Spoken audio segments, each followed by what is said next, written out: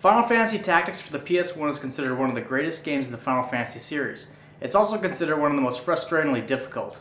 In this episode of the RPG Fanatic, we'll explore why. Final Fantasy Tactics is a spin-off to the numbered Final Fantasy series, or at least it originally was. Actually, if we really want to be technical, Final Fantasy Tactics set the ground floor for Vagrant Story, which can be considered a true sequel since it is set in the same world as Final Fantasy Tactics, although many hundreds of years in the future. Vagrant Story? What's that, you ask?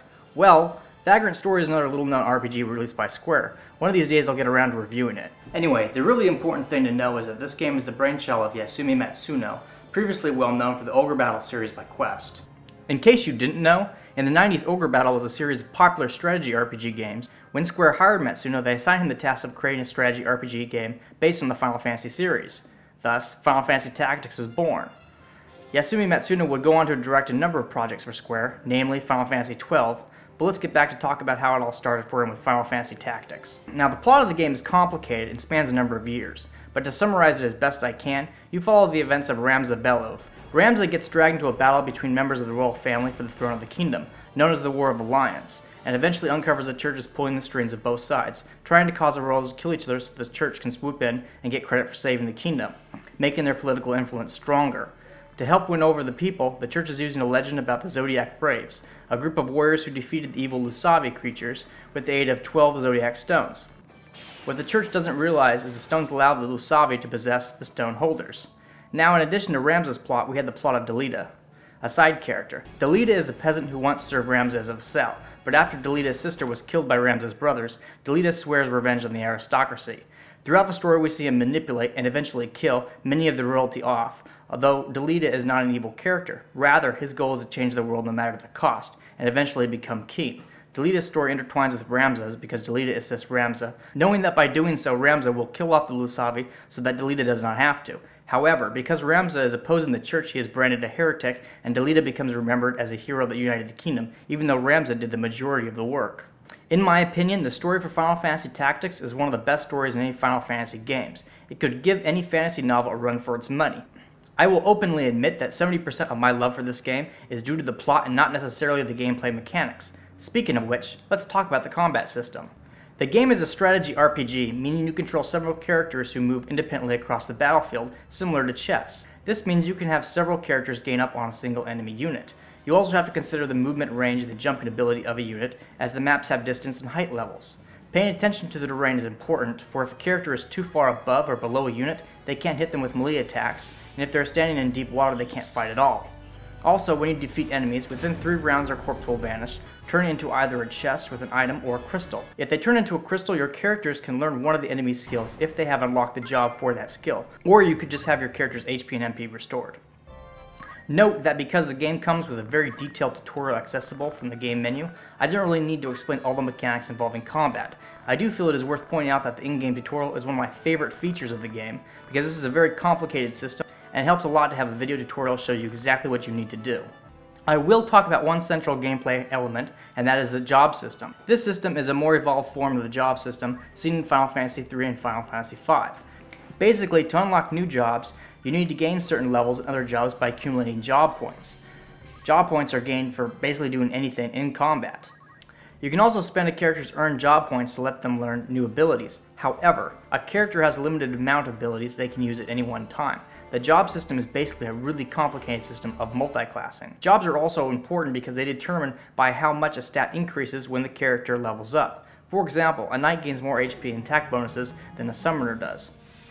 By the way, look at that perfect ass on Shiva. Don't tell me you don't want to tap that. Now, many Final Fantasy games have mini-games, and Final Fantasy Tactics is no exception. In this game, it is propositions, which is something you can access from bars and towns. In short, you can send some of your non-story character units on missions to obtain money, job points, and rare items. Propositions are completely optional, as the items you receive are not real items but just conversation pieces. These treasures all make references to previous Final Fantasy games and serve as Easter eggs for fans. Now, something I don't like about the system is that the chance for your characters to succeed at the mission is determined by the current jobs of the characters you send. Since there is no way to know which jobs are best unless you have a strategy guide from the creators, there is no way you can figure it out on your own. I mean, sure, some of them are obvious. The Master Math mission obviously requires a calculator, but many missions give such vague hints that it could be anything. Since I've already started criticizing the game, I'll cover all the things that irritate me about Final Fantasy Tactics. My first complaint is the translation. For the most part, it is pretty good, but there are a few areas where it is obvious the translator slacked off. Spiritual Forest? Don't you mean Haunted Forest? Blaze Gun? But it shoots ice elemental bullets? Don't you mean Frost Gun or something perhaps, icy? The poor translation doesn't stop there. Ice Bracelet instead of Ice Breath.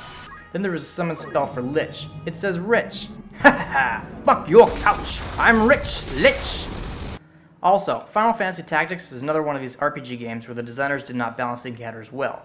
This is especially true at the start of the game, where there are battles against opponents who have unlocked jobs several tiers higher than your own characters, and you are usually vastly outnumbered. In order to proceed, you will need to grind around on battles quite a bit.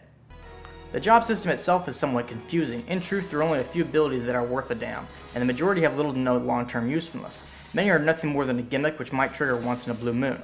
Take Move on Lava, for example. How often do you think you ever fight on lava in this game? In this entire game, there is only one map where this ability is even relevant. So the job system forces the player to decide ahead of time what jobs they will unlock and what abilities they will learn. I suppose this is where the strategy part of the game really lies. Another issue is the time investment each battle requires. Most battles take at least 10 minutes to clear, but sometimes you'll get to the 9-minute point and one of your characters will reach their 0 death count, turning into a crystal. This means you'll need to reset the game or lose one of your units, since once they reach the 0 death count, they permanently die. It's also impossible to fully play the game without a strategy guide. The Move Find Item ability is a perfect example of why. Most maps have items hidden on them, and to find these items you need to move the characters panel by panel looking for them. This can take hours unless you have a strategy guide that can show you precisely where they belong. If you were to actually search every single map in the game for these items without a strategy guide, it could take you hundreds of hours to beat this game. At release, the strategy guide for Final Fantasy Tactics was made by Prima Games, notorious for the poor quality of their strategy guides. The Final Fantasy Tactics guide is a good example of what I mean. Some of its charts are wrong, it tells you incorrect information about the placement of hidden items, and some of its advice for boss battles is laughable. The worst is that the binding is terrible. As you can see, many of the pages have fallen out due to the poor quality of glue that was used. Still, playing this game without a strategy guide will leave you completely unprepared for the difficulty and unaware of many of the features the game offers. Additionally, the game should have told the player what job levels are needed to unlock other jobs right from the beginning. This info could easily have been incorporated in the Brave Story system menu. Without a strategy guide, you're going to waste tens of hours trying to get all your characters to unlock the jobs you want them to have, because it's not immediately obvious to the player how jobs are unlocked or what jobs are even available.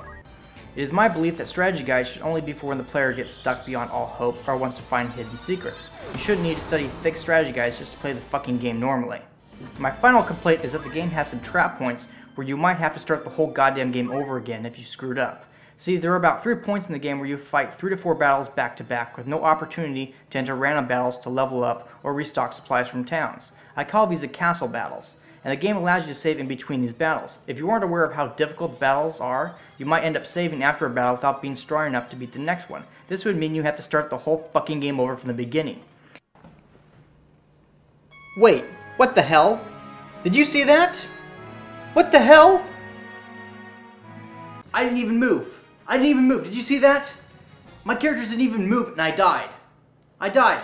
Look at that. Watch it. Watch it. I am dying. In Ramson's not moving. Nobody on my team is moving. I am dying before my characters can even make a turn.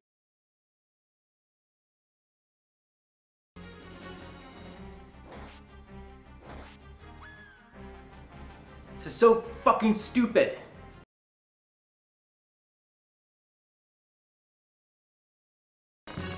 Oh, come on! What the hell?